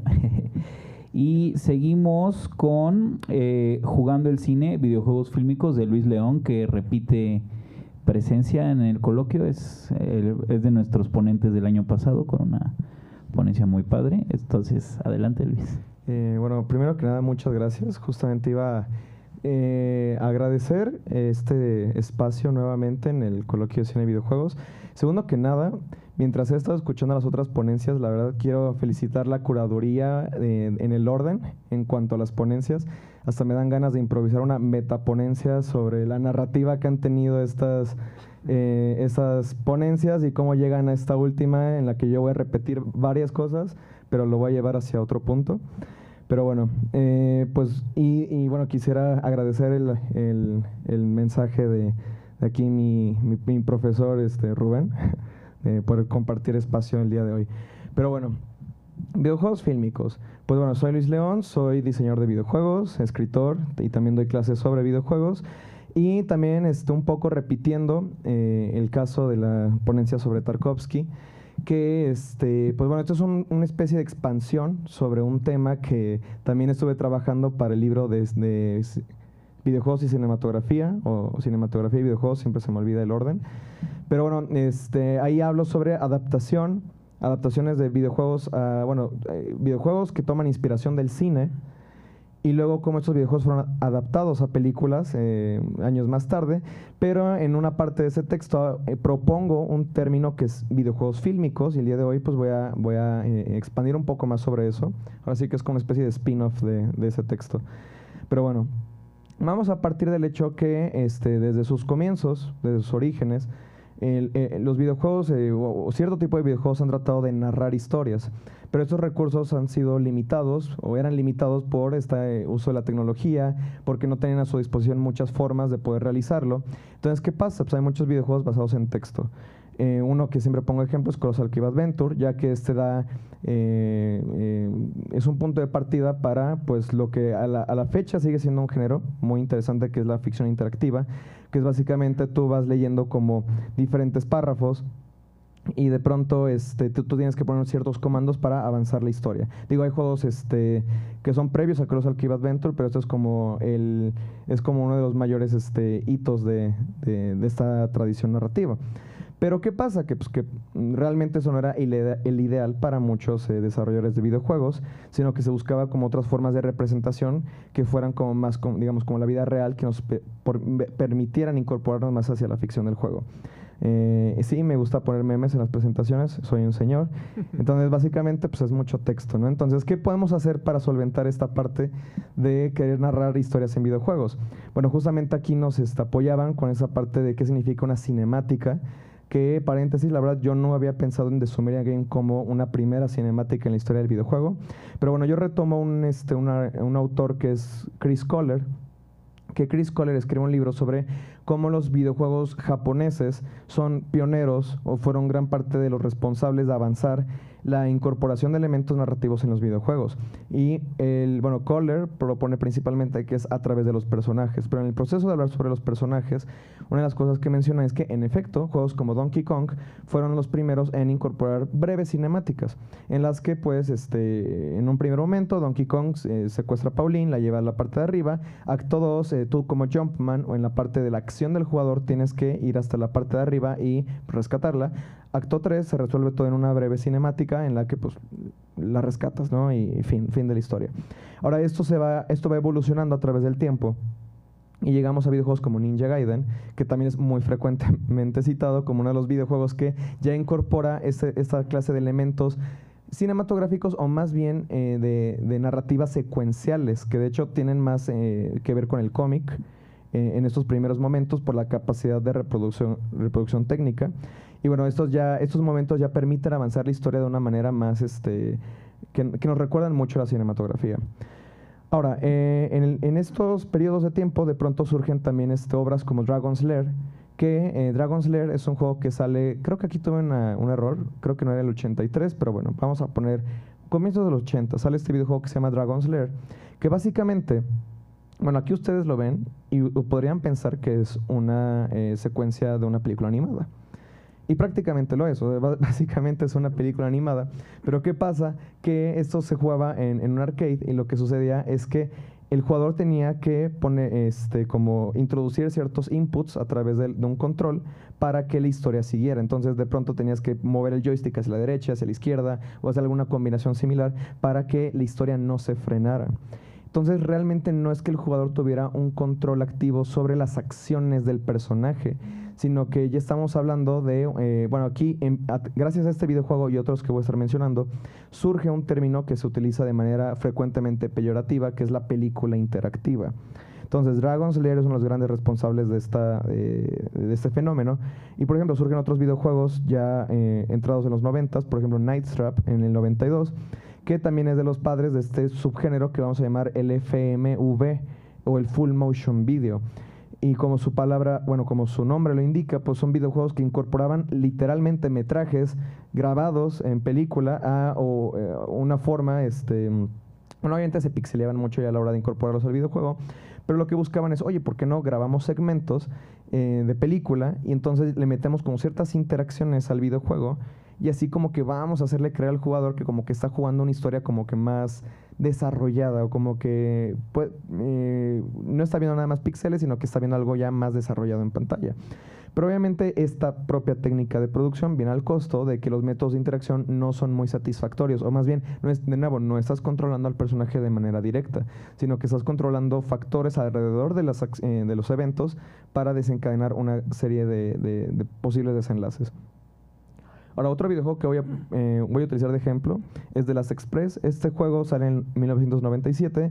El autor, bueno, uno de los creadores de este videojuego es Jordan Mechner, que es más conocido por su otro videojuego que es Prince of Persia, que sale muchos años antes. Pero bueno, The Last Express básicamente utiliza la técnica de rotoscopeo, que para quien no esté familiarizado con ese término, básicamente es, se graba un cierto metraje y bueno, es una técnica de animación en la que se va como, digamos, calcando cuadro por cuadro o cada ciertos cuadros lo que fue grabado para hacer que la animación tenga una apariencia como mucho más viva o que tenga más se parezca más como que tenga un movimiento más natural, vaya, esa es como la idea. Ahora, la particularidad de Last Express es que este videojuego lleva a 40 posibles finales diferentes. Pero aún así es considerado o se puede considerar como bajo este paraguas de la película interactiva. ¿Y por qué es el caso? O sea, ¿por qué si hay videojuegos que nos proponen posibilidades de interacción muy, muy amplias, en la que el jugador puede tener una incidencia muy grande sobre el resultado de la historia, por qué aún así los jugadores perciben una falta de control o por qué se le dice que es una película interactiva, ¿no? De nuevo, como algo peyorativo. Y pues bueno, yo en el texto a lo que lo asocio es la falta pues del vocabulario. Es decir, una mecánica, y esto pues lo he estado viendo con mis alumnos ahorita, una mecánica se suele ver como una acción o algo que puede hacer el jugador presionando un botón o una combinación de botones que pueden terminar en una acción como muy visible. Y muchos de estos videojuegos, estas películas interactivas, lo que pasa con ellos es que esas acciones se vuelven contextuales o muchas veces son contextuales. Es decir, en un videojuego, vamos a decir más tradicional como Super Mario Bros., tú presionas un botón que está asociado al salto y saltas. Presionas un botón para correr y corres. Y en muchas de esas producciones lo que pasa es que un botón se puede transformar en yo mato a alguien, si la historia me pide que mate a alguien, pero el mismo botón de pronto lo puedo usar para salirme del coche, o lo puedo usar para besar a alguien, o lo puedo usar para guardar cosas en la maleta. Entonces, de pronto esas acciones no son consistentes, aunque el vocabulario de cierta manera puede parecer más amplio y nos da una experiencia más cinematográfica, pues el jugador no siente que realmente está haciendo algo pues para avanzar esta historia, ¿no?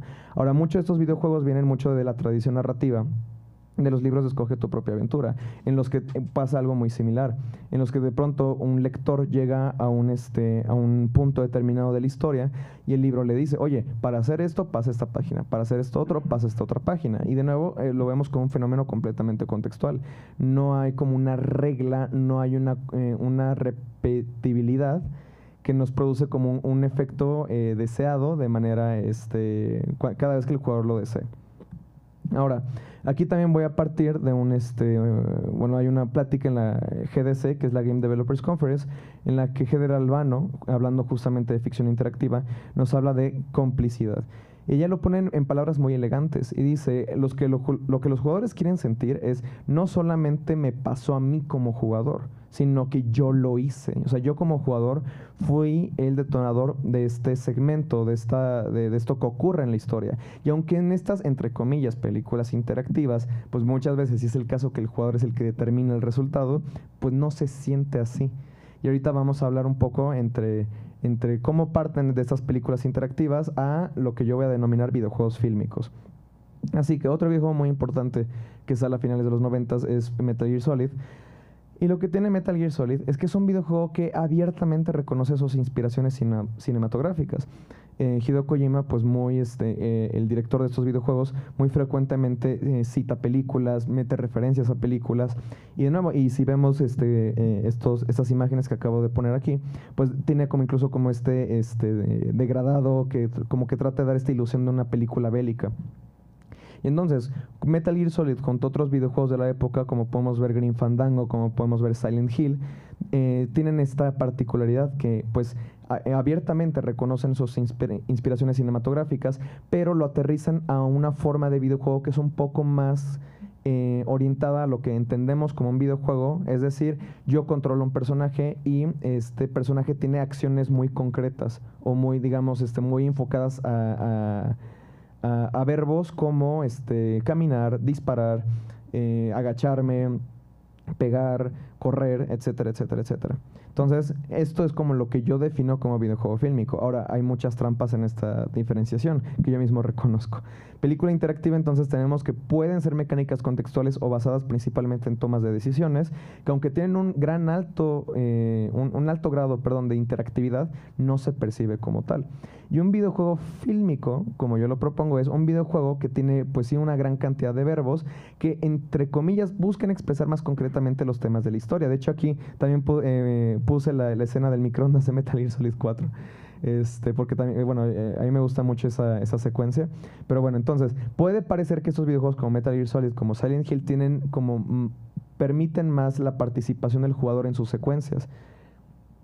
Parece ser, pero estos videojuegos cinematográficos, pues como ante todo, se basan tanto en la presentación cinematográfica como en meter cinemáticas. Y aquí volvemos al dilema de las cinemáticas, ¿no? A lo largo de los años 2000 surge este término que es la disonancia ludonarrativa, que pues quien esté muy metido en la parte de la academia de videojuegos sabrán que es un término que ha sido utilizado hasta la muerte, pero ahorita nos sirve como punto de partida para entender en qué falla o en qué de pronto fallan esos videojuegos cinematográficos o videojuegos fílmicos, que de pronto en juegos como Uncharted o The Last of Us, pues sí, tenemos un videojuego que tiene una presentación muy cinematográfica, te meten cinemáticas, te meten acá una historia muy elaborada, pero donde ocurre la mayor parte de este avance narrativo es en momentos donde el jugador no puede interactuar con la acción. Entonces de pronto tenemos un momento en el que tenemos a nuestro protagonista que tiene problemas con su relación amorosa con su esposa, pero ya cuando yo estoy jugando el juego simplemente se trata de pegarle a personas y dispararle a personas que me están persiguiendo, ¿no? Entonces por eso el meme, ¿no? De que esto qué tiene que ver con la Navidad. O sea, yo como jugador, pues yo no estoy avanzando avanzando la historia per se, sino que simplemente estoy, pues de pronto jugando cosas de acción y de pronto avanza la historia en momentos no interactivos. Y de pronto vuelvo como a pasar por junglas. O sea, sí está avanzando la historia, estoy avanzando en tiempo y en lugar, pero como que la historia parece ser que tiene que ver con ciertos temas y la jugabilidad con otros temas. Esto nos plantea una pregunta muy interesante, que es, entonces, si estos son videojuegos como que altamente cinematográficos, que de pronto se les llama películas interactivas, ¿quiere decir que la experiencia cinematográfica solamente se puede entender a partir de cinemáticas? ¿O hay otras formas en las que los videojuegos pueden explorar esta clase de fenómenos similares a ver una película? Y bueno, sí, aquí pues no aparece, bueno, había insertado unos videos de YouTube, pero pues lo voy a tener que narrar para no perder. Ah, no, espera, creo que aquí sí se puede ver. Ah, ya, es que creo que lo pone como un link. ¿Puedo abrir el YouTube? Ok. Bueno, 30 Flights of Loving es un videojuego que aparece en 2012, que, híjole, ya tiene tiempo, porque yo lo jugué cuando salió. El avance del tiempo es cruel. No perdona a nadie. Este videojuego independiente, repito, esperen. Voy a ponerlo a partir más o menos de acá. Ok. Pues bueno, este videojuego que sale en 2012, que también tiene mucho de esta herencia de videojuegos como Half-Life, que buscan pues hacer parte del jugador de esos momentos narrativos en tiempo real. Como verán, primero que nada está en primera persona. Que esto ya rompe un poco con esta presentación cinematográfica que tienen videojuegos como Metal Gear Solid y Silent Hill. Pero otra particularidad muy importante de 30 Flights of Loving es que, si ustedes están viendo lo que tengo acá atrás, y es que puse el tiempo adecuado, es que de pronto el jugador está caminando, tiene control casi completo de su personaje, en el que puede caminar, puede mirar hacia varias partes, pero el juego, ¡pum!, le mete cortes así de la nada. Entonces es como que un juego que tiene un montaje cinematográfico en tiempo real mientras el jugador está controlando al personaje. Entonces está buscando hacer que como que el hecho de estar jugando sea la película, en vez de que de pronto cortemos a una película. Algo que es muy importante, porque en el texto que redacté para esta ponencia, también meto una frase de Ian Bogost, que es otro académico muy importante de videojuegos, que nos dice, es que película interactiva es un término que es como muy contradictorio, porque la película se basa mucho en el montaje y en la selección justamente de esos metrajes que hace el editor, el director y el resto del equipo. Pero estos metrajes de pronto como que ocurren a un tiempo específico. Vaya, o sea, nunca vamos a cambiar, a menos de que yo le ponga pausa en mi casa, pero en sí la película, este cambio entre secuencia y secuencia siempre va a ocurrir en un punto determinado. Y en un videojuego que se basa más en la acción del jugador, pues el jugador de pronto se puede quedar quieto de manera indefinida y nunca va a pasar el tiempo, ¿no? Pero 30 Flights of Loving, repito, como que quiere empezar a hacer estos híbridos en los que yo estoy controlando a mi personaje y de pronto, pum, corte, y de pronto, pum, corte, y de pronto vamos avanzando la historia, pero yo nunca pierdo control de mi personaje. Entonces, repito, espero que el clip que haya escogido refleje esta parte. Si no, pues recomiendo mucho que lo jueguen, 30 Flights of Loving. Ahora, hay otros videojuegos que desde que salió este videojuego tratan de replicar lo mismo. Uno que también pongo ejemplo es Virginia, que sale en 2016, que justamente parte mucho de esta técnica de 30 Flights of Loving, pero lo aplica a una historia de investigación y terror. Bueno, no tanto de terror, más de investigación. Pero bueno, voy a quitarlo ahora.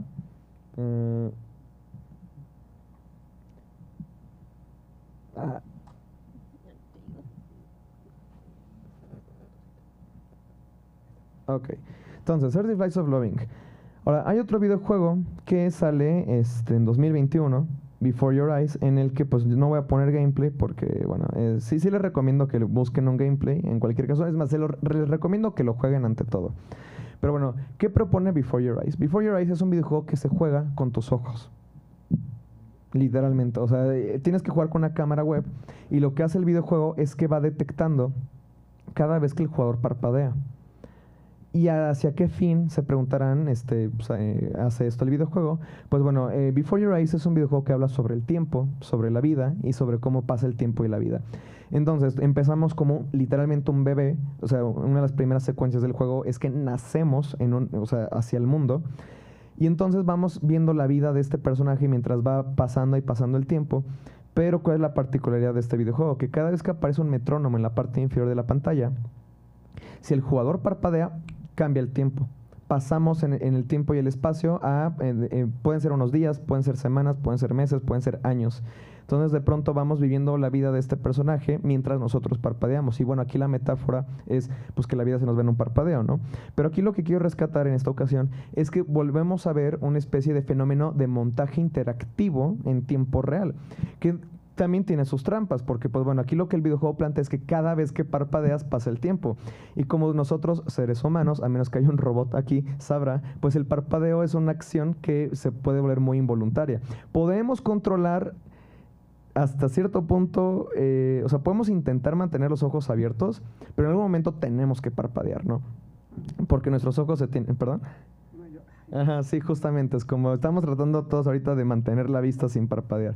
Pero bueno, entonces, Before Your Eyes, entonces lo que plantea es, tú como jugador, pues sí, tienes una acción involuntaria que va a pasar el tiempo y yo como desarrollador, pues tengo ese flujo, ¿no? En el que puedes explorar la escena y de pronto yo como escritor pongo un momento en el que a partir del cual tú vas a tener que, la siguiente vez que parpadees va a avanzar la historia.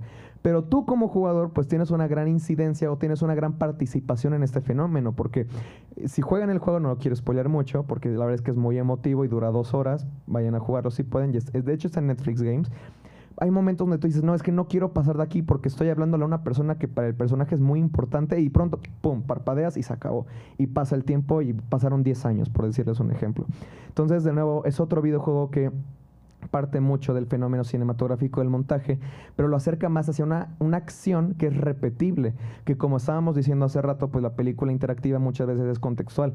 Y aquí, pues podríamos decir que también es contextual, pero hay una acción que se puede repetir y le da como este fenómeno de yo como jugador estoy haciendo una acción constante, entonces tengo un alto grado de participación en la historia.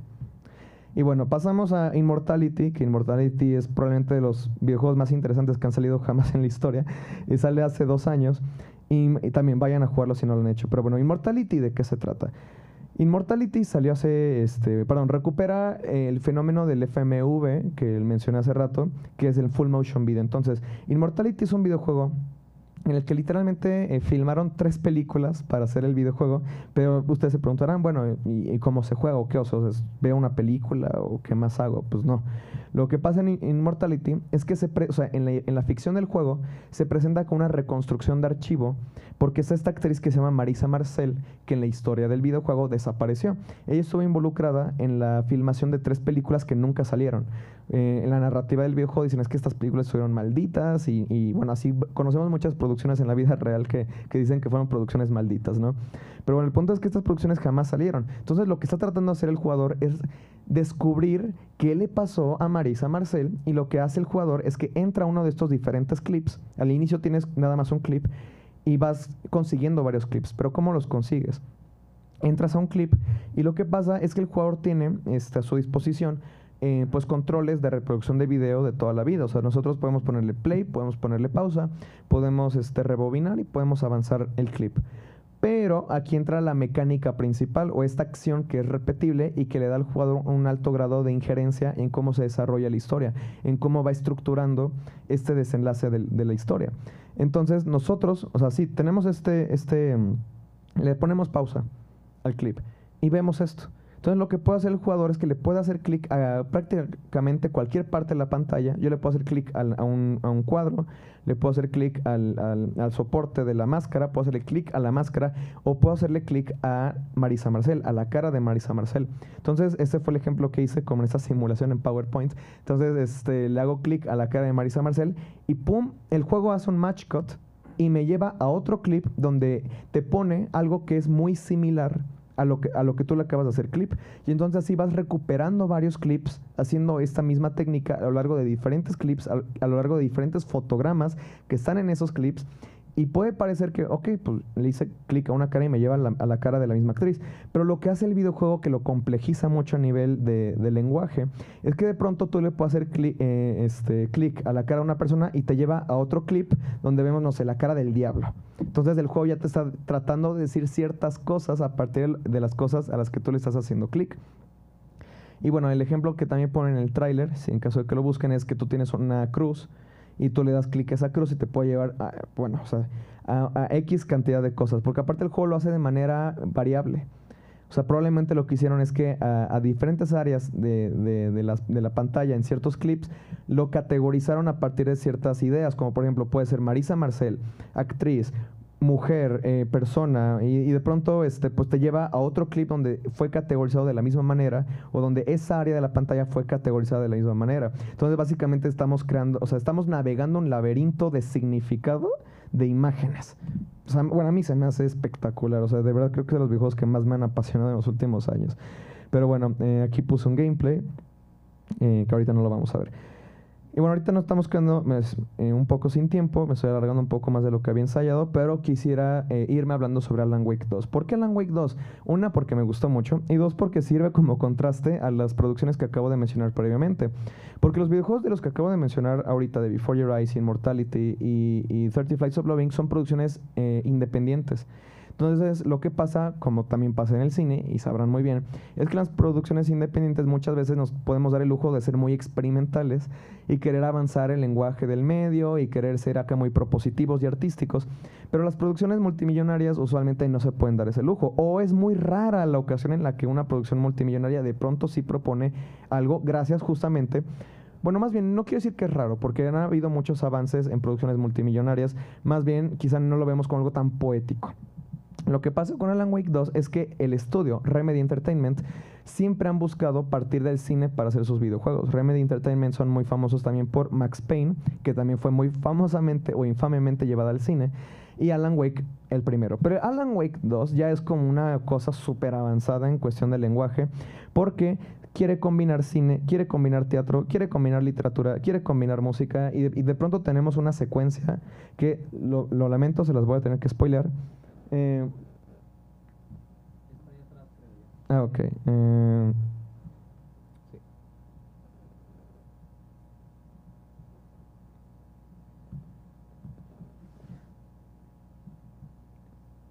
Ok. Alan Wake 2 lo que hace es que constantemente te pone metrajes live action que fueron grabados como para... O sea, sí hace mucho uso de las cinemáticas, pero de pronto tenemos secuencias como esta, que se volvió súper famosa, o básicamente ya es como coronada de como una de las secuencias más memorables en la historia de los videojuegos, en las que estamos en un musical en el que se está narrando la historia del primer Alan Wake, porque Alan Wake es como muy metatextual, y de pronto tenemos, o sea, la historia de Alan Wake contada en formato de musical, que está grabado en live action, mientras nosotros como Alan Wake, como personaje 3D, estamos navegando un escenario muy teatral en el que estamos recreando los eventos del primer juego, mientras estamos resolviendo puzzles o mientras estamos matando enemigos. Entonces tenemos como esta conexión de diferentes formatos y diferentes lenguajes que en sí crean una síntesis, que es el musical de Alan Wake 2, que...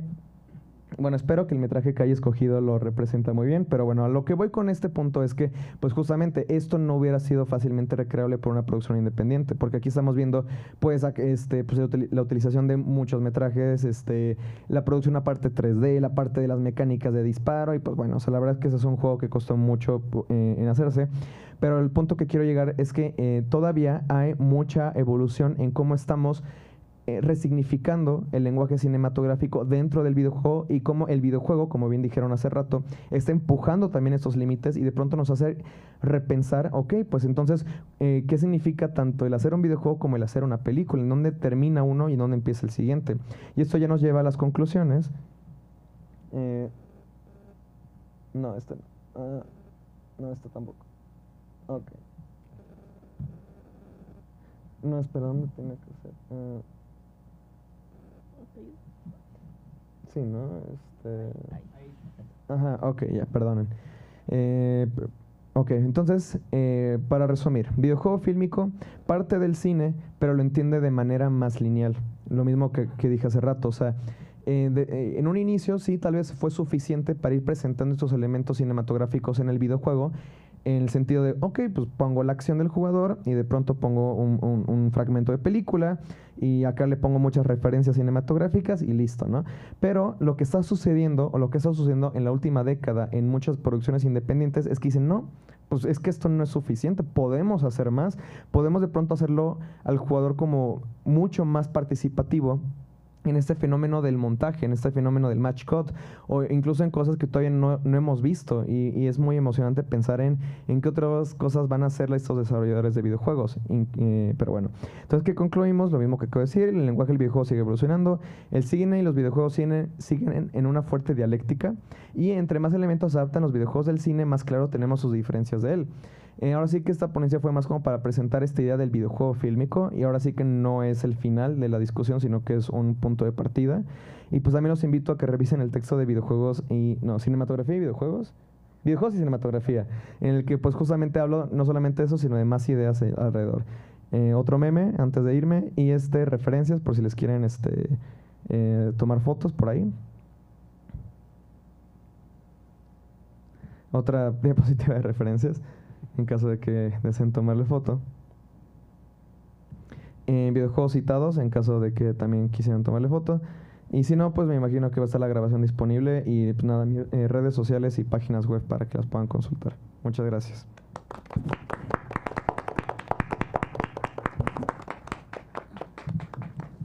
Vale, pues muchas gracias. La verdad, 4 ponencias sumamente interesantes, y abrimos un breve diálogo con el público, o también entre ustedes si quieren hacerse una pregunta. Ahora sí que es una mesa de discusión, e invitemos al público a participar. ¿Alguien del público o de nuestros ponentes quiere hacer una pregunta o comentario? Más con una pregunta, un comentario, ¿no? Adelante, por favor. No, Luis. era broma, era broma. ¿Alguna pregunta por allá, no? ¿O comentario? ¿Queja? No, queja no.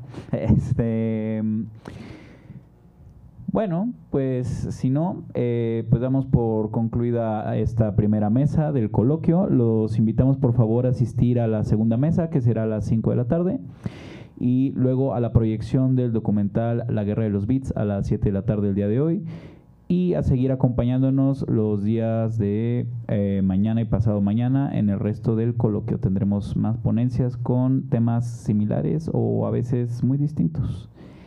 Pero bueno, pues muchas gracias por asistir, y muchas gracias a los ponentes por su participación. Muy buenos trabajos, de verdad, ahondando en este asunto de la relación cine y videojuegos. Muchas gracias. Muchas gracias.